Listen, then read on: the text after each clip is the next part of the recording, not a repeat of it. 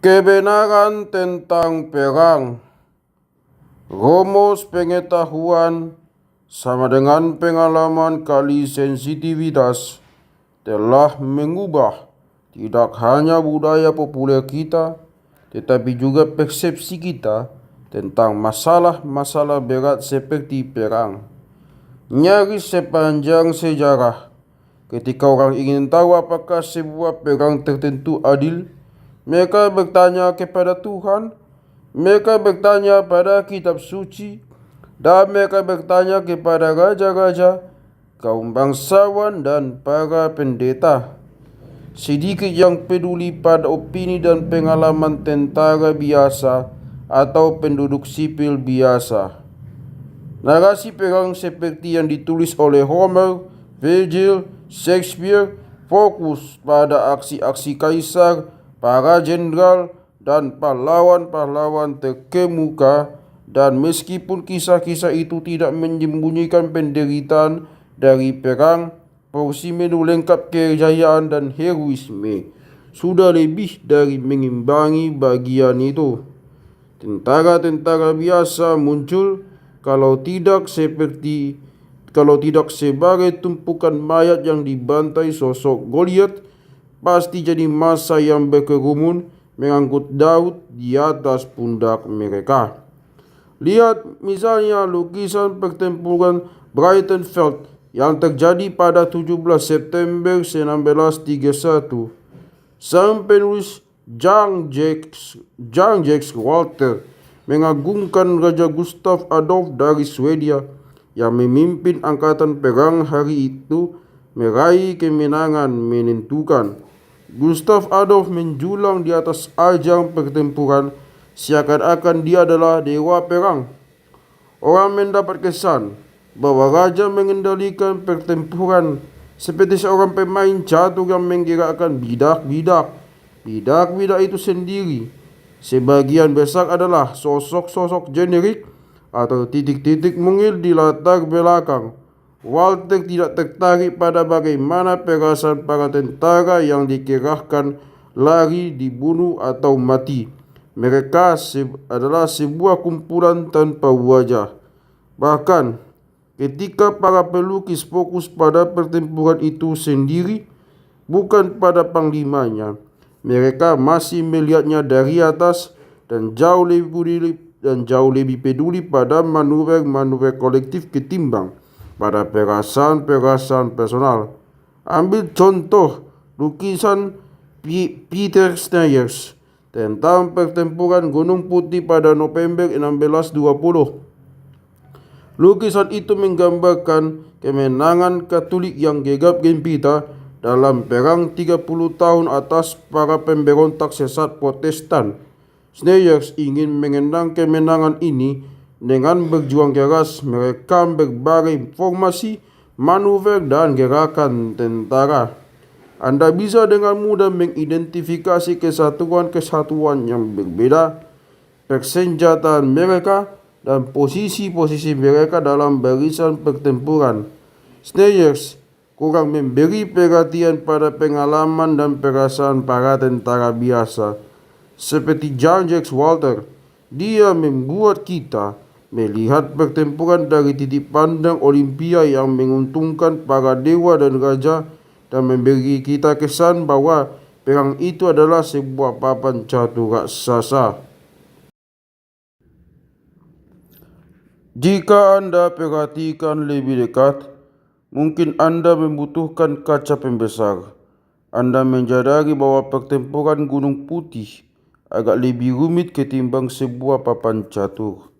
Yang mula-mula tergambar di sana adalah pergiliran abstraksi geometris di bawah inspeksi ketat menuju adegan-adegan pembantaian berdarah. Di sana sini, Anda bisa melihat wajah-wajah tentara yang berlari atau melarikan diri, menembakkan senjata mereka, atau menusuk musuh dengan tombak. Namun adegan-adegan ini mendapatkan makna dari posisinya dalam keseluruhan gambar. Ketika kita melihat sebuah bola meriam menghancur lebukan seorang tentara, kita memahaminya sebagai bagian dari kemenangan besar Katolik. Jika tentara itu berperang di pihak Protestan, kematiannya hanya sebuah hukuman atas pemberontakan dan kesesatan. Jika tentara itu berperang dalam angkatan perang Katolik, kematiannya adalah pengorbanan terhormat untuk sebuah perjuangan yang bermakna. Jika memandang ke atas, kita bisa melihat para malaikat berterbangan di atas arena pertempuran. Mereka membawa bendera putih yang menjelaskan dalam bahasa Latin apa yang terjadi dalam pertempuran dan mengapa itu penting. Pesannya adalah bahwa Tuhan membantu Kaisar Ferdinand II mengalahkan musuh-musuhnya pada 8 November 1620.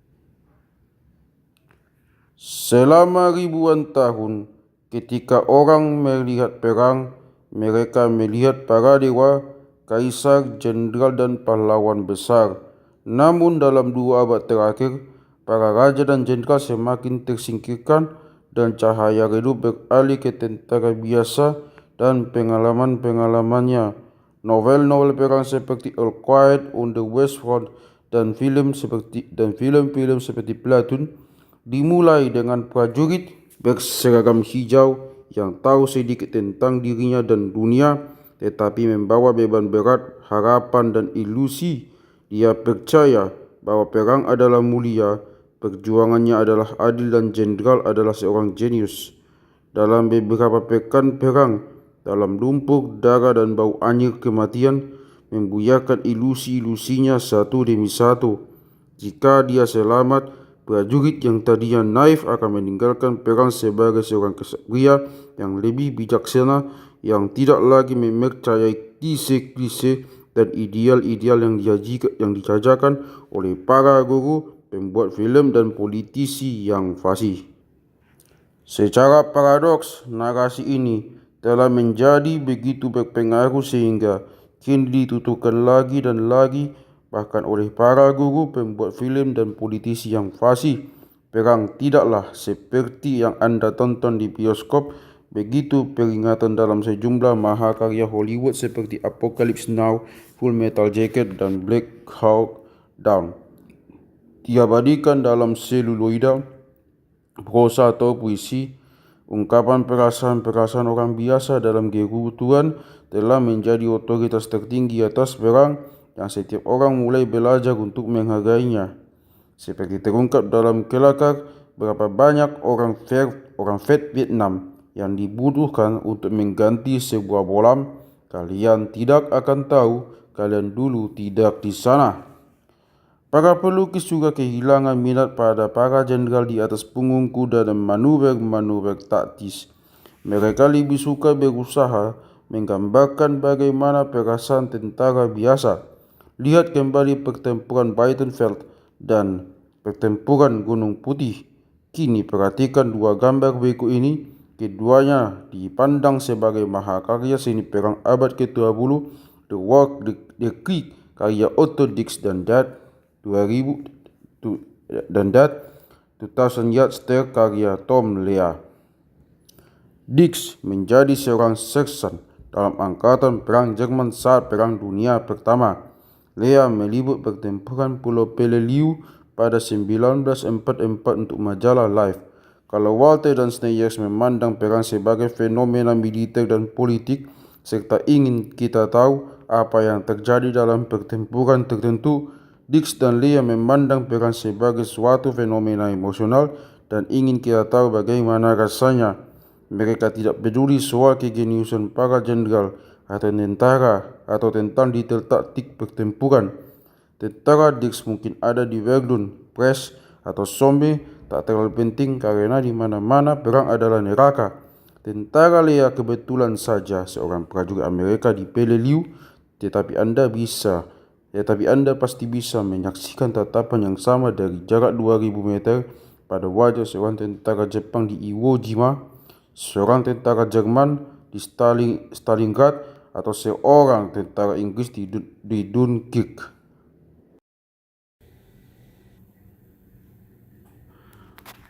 Dalam lukisan Dix dan Lea, makna perang tidak muncul dari gerakan-gerakan taktis atau proklamasi-proklamasi ilahiyah.